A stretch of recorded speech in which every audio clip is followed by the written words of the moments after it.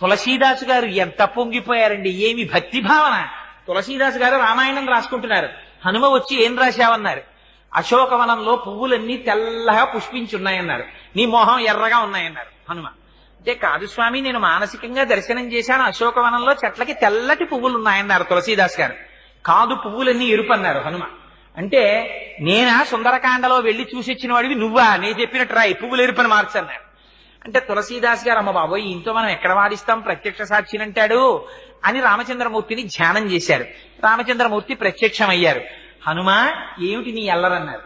స్వామి, అశోకవనంలో పువ్వులు తెల్లగా ఉన్నాయని రామాయణం రాస్తున్నాడు తులసీదాసు, నేను చూసినప్పుడు ఎర్రగా ఉన్నాయి పువ్వులన్నీ అన్నారు. అంటే స్వామి అన్నారు, అల్లా అనకు, ఆ ఋతువులో అప్పుడు పూసిన పువ్వులు తెలిపే, నీకెందుకు ఎర్రగా కనపడ్డాయో తెలుసా, ఆ చెట్టు మీద కూర్చుని కిందకి చూసావు మీ అమ్మని, క్షితిక్షమా పుష్కర సన్నిభాక్షి యరక్షిత రఘవ లక్ష్మణాభ్యాం సారాక్షసీభి వికృతేక్షణాభి సంరక్షిత సంప్రతి వృక్షమూలే.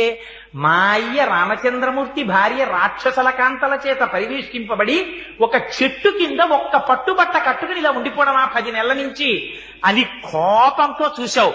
నీ కన్నులు ఎరిపెక్కి తెల్లటి పూలు ఎర్రగా నీ కనబడ్డాయి హనుమ, పువ్వులు తెలిపేలా రాయిని అన్నారు.